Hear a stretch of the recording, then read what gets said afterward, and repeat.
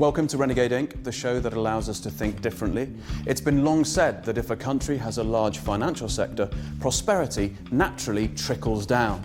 If so, why is the UK inequality so very high? In fact, why is global inequality so high? And why are bankers at pains to distance themselves from the reputation of their industry? For many years, we've been told that finance is good and more finance is better. But on this programme, we ask a very simple question. Can a country suffer from a finance curse? Joining me to discuss whether a dominant financial sector is a good or bad thing for a country and her people are City veteran David Buik. He calls himself a humble global financial commentator. Very few of those around. Well, I'm one of them. And we're delighted to have international banking and finance professor Richard Werner here, the man who coined the term quantitative easing and someone who has thought long and hard about the pluses and minuses of financialisation. Welcome to you both. Good to be here. David, in your own words, you're deeply and irrevocably committed to the City of London. Why? I think what I've seen over the last 54 years that I've been in the city, but the infrastructure really, as regards the financial services, has been built up over 70 years, since the war really. And then we had, of course, the introduction of a certain number of IPOs, which were every day in the broadsheets as the economy was building up after the war, followed by the explosion of the euro-dollar market in the 70s. Then followed by the abolition of exchange control, which Margaret Thatcher introduced in 1980. Right. That is more significant to me than Big Bang by a long way, for the simple reason it suddenly is we're open for business. Any currency you like, no restrictions, and the world, in terms of financial banks, exploded. At the end of the 70s, there were over 300 trading banks in the City of London. By the 80s, there'd obviously been a lot of mergers, and then with talk of Big Bang in 1986, erosion of large or small banks was very significant. So you think a financial sector within a developed economy, however big, is a good thing? Is that the right thing to say? If you've got the correct regulation, if you've got the correct people working in the banks, and if you've got the correct infrastructure, your tie, your suit, your watch, this table, nothing happens without a bank. And people, however they dislike them and however they distrust them, like it or not, without banks, nothing works. There is no economy. End of. I just want to have you to have a look at this graph. To frame it, it's UK private debt since 1880. And you can see what happens around the Great Depression. And then suddenly Thatcher comes to power, private debt takes off. One of the things that's happened since the financial crisis, and we have to give the Bank of England full marks for this, is that they virtually made the banks in London double their capital to do the same amount of business, which means that they should be geared up for any financial crisis that there may be. And the biggest threat for a financial crisis, as far as I'm concerned, is mortgages, because it is easily and significantly the most amount of money lent. And if you were, for whatever reason, to have a terrible crisis, they have the ability within the banks to be able to take it, not necessarily a hit, but to give people time to regroup. Richard, financial sector, a bloated or a dominant financial sector, its effect, in your view, on the real economy? Well, first of all, it's interesting that the national income accountants, who think a lot about the overall economy, how to measure it and how to, structure the data, they actually have been struggling for decades with the question what to do with the financial sector. Why? Because GDP is actually created by national income accounting by adding up value-added activities. And that's where the financial sector has a problem. What is the value added? And it's been so difficult that essentially the national accounting statisticians have to make up a fictional value and just add it onto GDP and say, okay, we can say that maybe is what the financial sector is doing. Because essentially, there is no value added, there's value extracted. And so really, you need to subtract it from GDP. Has the finance sector, the fire sector, has it become a cost centre? Because is there a sweet spot where it's actually serving humanity, society, and facilitating business? And when it becomes a profit generator in and of itself, it becomes detrimental to the wider world. Start with you. Well, exactly.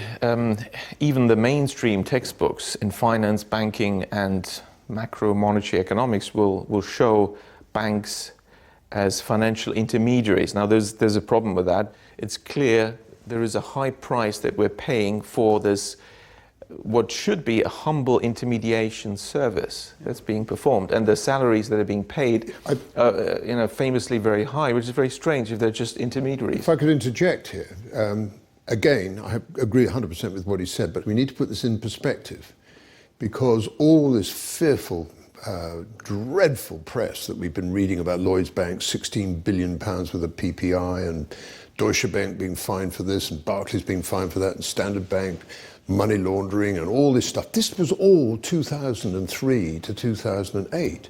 The regulator has stepped up to the plate in a very big way. And we had that situation, you recall, when Bob Diamond was absolutely stripped of his raiment in front of the Treasury Select Committee when he was chief executive of Barclays, because the bonuses paid to the staff was greater than the dividend paid to the entire bank that year. It was appalling. All of it, though, was backed or underwritten, if you like, by the taxpayer.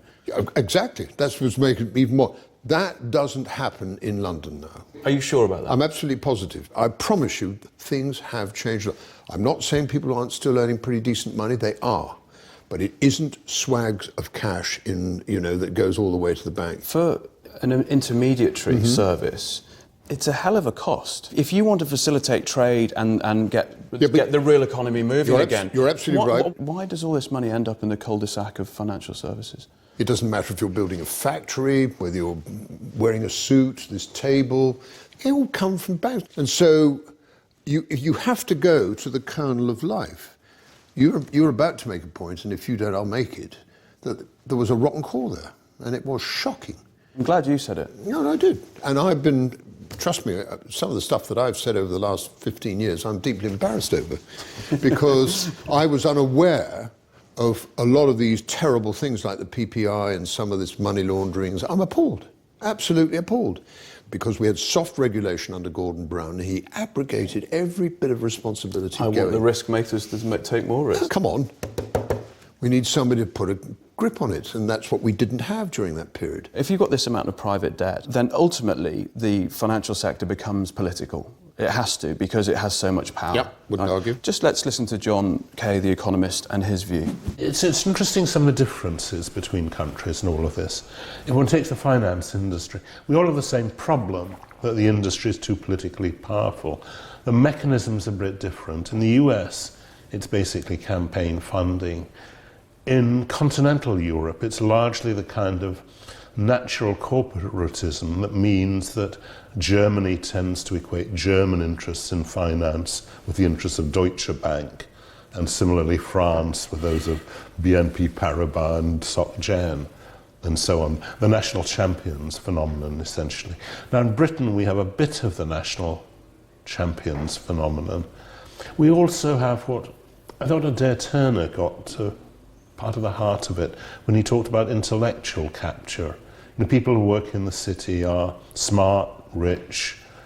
It's not surprising that politicians are somewhat deferential to them, and they are. People who work in the city are smart, rich, there's intellectual capture, they're politically engaged because they have to be, they have to lobby. If you follow that logically, where does that end up? I think there's a structural problem, that is the concentration of the banking sector. So in the UK, 5 banks account for 90% of deposits, which is one of the most concentrated banking systems in the world. In Germany, those high street banks account for 12% of deposits, and 70% of deposits are accounted for by 1,500 local not-for-profit community banks. There's a general tendency when an organization gets large and larger and larger and gets very big, essentially decisions are made without accountability, and the temptations of power strike. Lord Acton famously put it this way, power corrupts, and absolute power corrupts absolutely.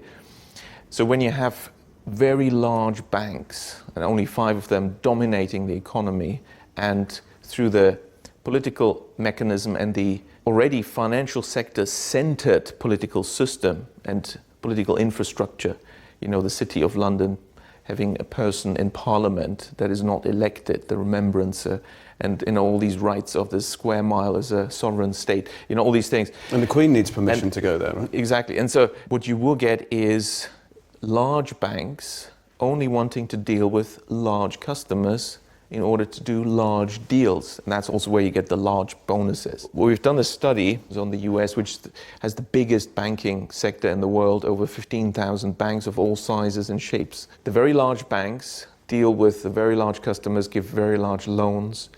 The medium-sized banks give medium-sized loans. Who is lending to small firms? It is only the small banks. Now, the UK doesn't have those.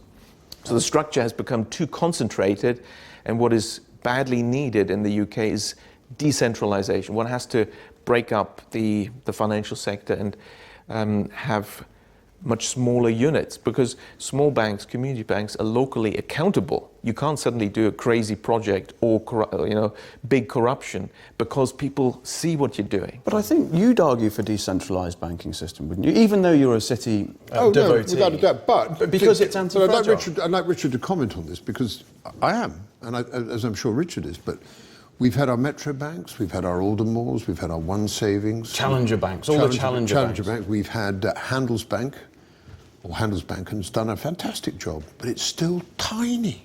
Exactly. Now, they will stay tiny. The ones that are UK challenger banks and that are profit-oriented. You know why? Because the moment they get a bit bigger, they will be bought up and they will disappear. This is exactly what happened over the last 100 years. On that note, that's it for this half. Join us for more of this debate. After this short break, we'll be talking more about the great financial paradox with City champion David Buik and international finance and banking professor Richard Werner.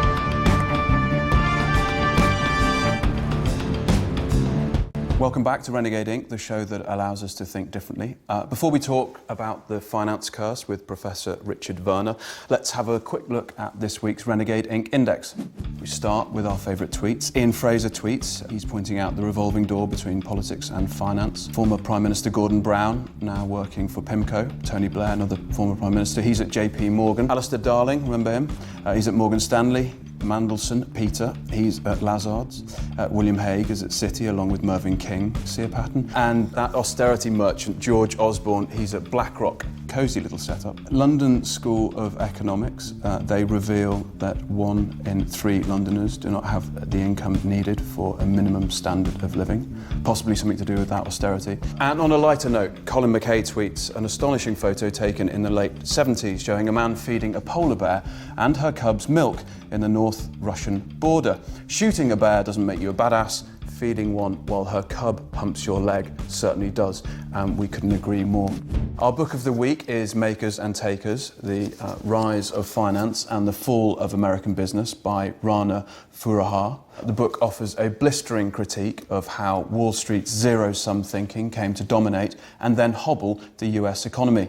She's no socialist, but she does outline that finance for the sake of finance is bad for business and capitalism as a whole. Traditionally, finance served the needs of the makers by providing capital and investing in long-term growth. But today, it's become an end in itself, a closed system totally detached from tangible economic activity that we all need. And with that in mind, we join our data journalist, Andrew Keith Walker, who's thinking about the influence of the dominant FIRE sector, financial, insurance and real estate, on British quality of life. If you come to Greenwich Park and look around at the surrounding landscape, it's easy to forget that a lot of what you're looking at hasn't changed that much since the 1970s. You know, for most people, they are better off, and they've seen steady growth since the end of World War II, about 2.1% year on year on average. But for the 10% who work in those towers over there, their incomes have grown at twice that rate. The truth of the matter is we feel a lot better off than we did in the 1970s. House prices have gone through the roof. Salaries have kept ahead of inflation. We've got flat screen TVs, iPhones, Wi-Fi, nicer cars.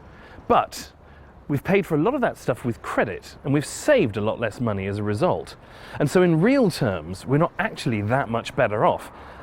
unlike the top 10%. Now, the incomes for the top 10% really started to rise in the 1980s when we saw the deregulation of the banking sector. And a lot of that growth is what built the towers behind us.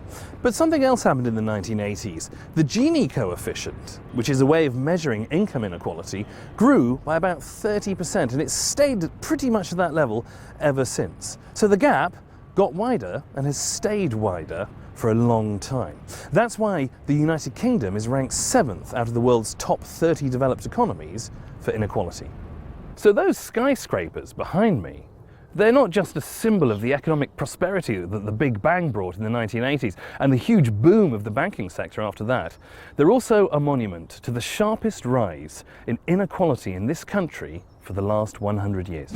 Richard, when you think about inequality in the UK, and it's a hot topic, and you think about, as you'd like the banking sector to be decentralised, flatter structure, more resilient, how do you begin to talk to the public or the political class about achieving those goals? Essentially, if we want to produce something, we need funding, so there's a role for banks in almost everything that's happening in the economy. But what exactly is that role?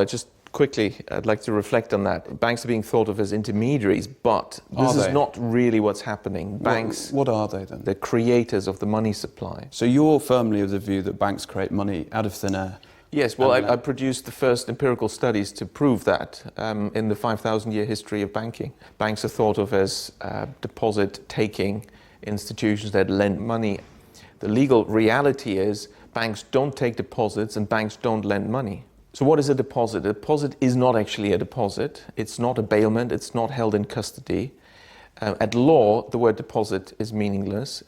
The law courts and various judgments have made it very clear if you give your money to a bank, even though it's called a deposit, this money is simply a loan to the bank. That's true. Yeah. So there is no such thing as a deposit. So you think it's poorly and it's adequately named then? So banks borrow from the public. Okay, so that much we've established. What about lending? Surely they're lending money. No, they don't. Banks don't lend money.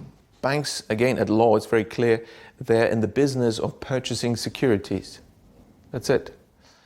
So you say, okay, don't confuse me with all that legalese. No. I want a loan. I want a loan. Yeah.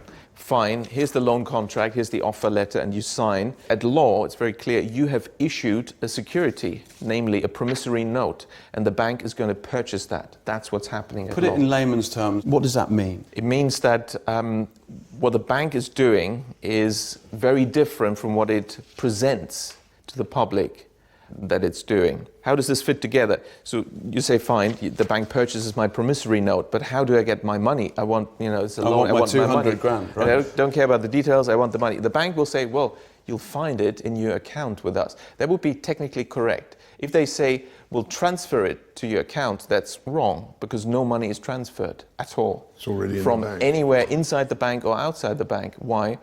Because what we call a deposit is simply the bank's record of its debt to the public. Now, it also owes you money, and its record of the money it owes you is what you think you're getting as money, and that's all it is. And that is how the banks create the money supply. The money supply consists to 97% of bank deposits, and these are created out of nothing by banks when they lend, because they invent fictitious customer deposits. Why? They simply restate, slightly incorrectly in accounting terms, what is an accounts payable liability arising from the loan contract having purchased your promissory note as a customer deposit, but nobody has deposited any money. I wonder how the FCA deals with this, because in the financial sector you're supposed to not mislead your customers. Anyway, I don't have the answer. So the banks create the money supply by inventing these claims on themselves, the fictitious deposits. That can be actually positive for the economy as long as this money creation is in line with the creation of new goods and services, implementation of new technologies, and therefore adding value. And adding value in the economy is funded by this money creation. If that happens, and we're talking about business investment, productive loans, productive bank credit, you will have no inflation. These loans can also be serviced and repaid, and you have a stable economy without problems and with low inequality. And so countries that achieve this, that the banks lend mainly for productive purposes, whether it's Germany in much of its 200-year history, or in the last century, the East Asian economies where bank credit was largely for productive purposes, then you find. But there's two more cases. I quickly need to point them out because that's the contrast. But just clarify that inequality is significantly lower. Lower, yes. Inflation is low. Yes, and you have stable growth. And the real economy thrives. Is booming. Yes, that's when bank credit creation is focused on productive lending for productive purposes. As opposed to specation and asset price. As opposed to, there's two other types. If banks create credit for consumption, it's obvious what's going to happen. You suddenly have more money created and more demand for goods, but it's the same amount of goods and services. So you're creating consumer price inflation. That's well understood, and central banks are watching that a little bit. And what's less well understood is, and what's the biggest in the UK,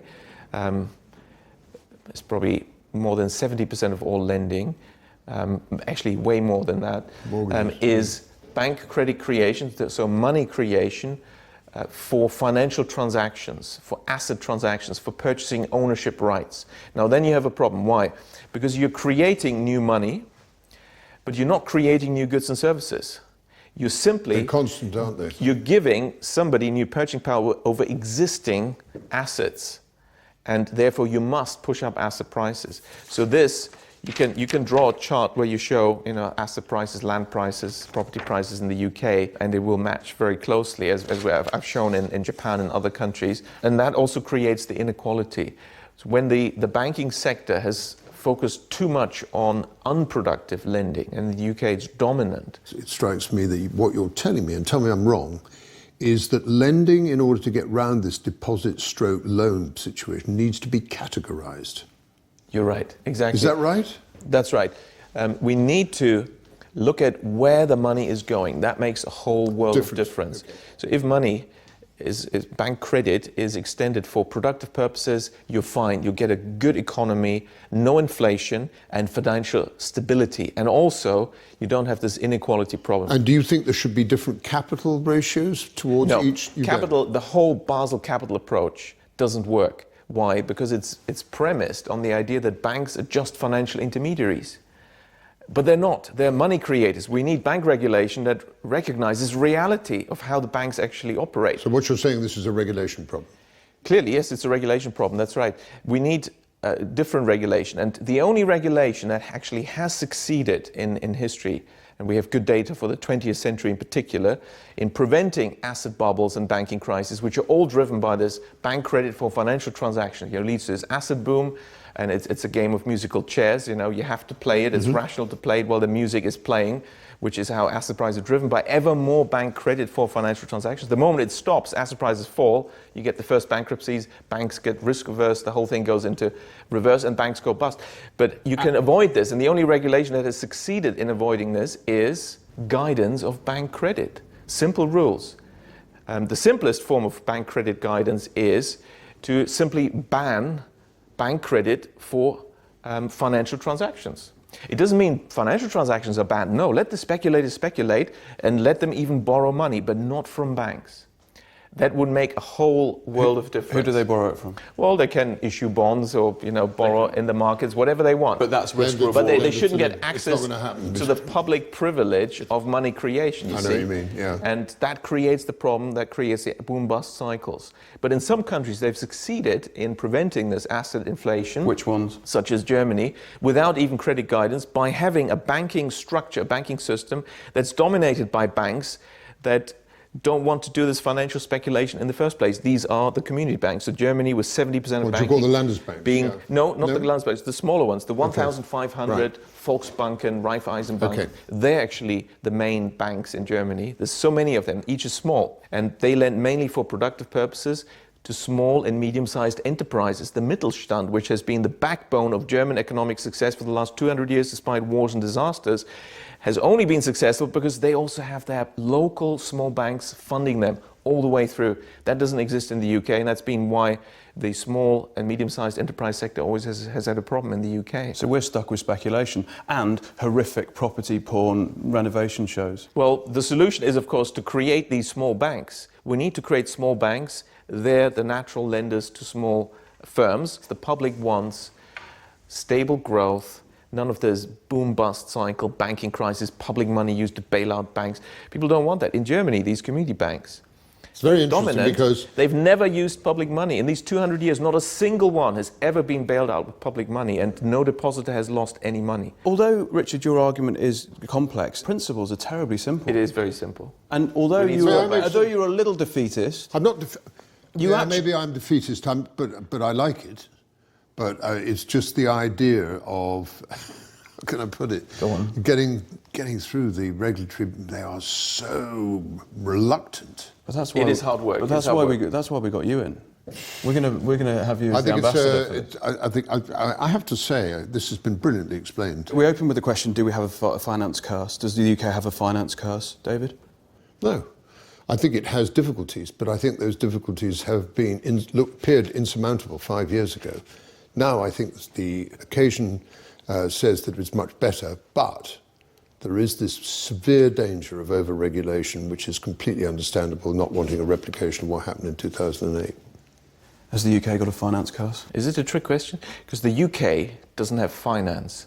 The City of London has, and it's not part of the UK. Good answer. Good answer. Easy. It's international, he's right. The City of London is outside the United Kingdom. Do you know that? It's really shocking. And therefore it's also not part of the EU, which explains although it couldn't be part of the EU because you have to have democratic elections, and the City of London doesn't, right? It's the banks that have the votes, right? Right. Per staff, I never knew How that. do you start unpicking this puzzle? I never knew. That's a very useful piece of And information. of course, it's not part of It's a the pretty UK. dangerous piece of information. And it's not part of the UK because the Queen is not allowed to enter without permission. She's not the sovereign, therefore it's not part of the UK. And of course, that's since 1688. I have to make a note. Since the foreign invasion. There you go, David. That dinner you're going to tonight, just drop that in. Penultimate bit of the speech. They'll love it. Gentlemen, thank you so very much. David Buik, Richard Werner. Thank you. Thanks for your time. That's it from Renegade Inc. HQ this week. You can drop the team an email, studio@renegadeinc.com, or tweet us @Renegade Inc. Join us next week for more insight from those people who are thinking differently. But until then, stay curious.